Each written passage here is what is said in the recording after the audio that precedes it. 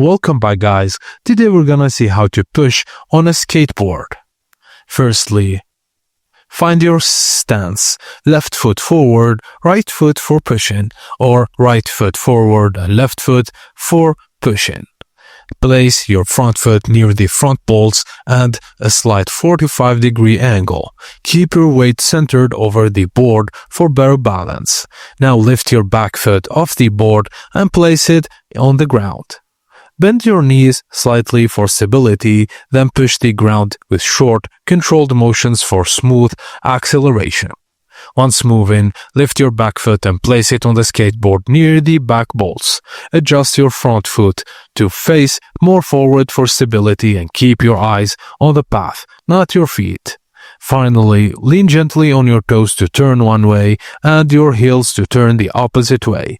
Keep your knees bent and body relaxed to maintain control.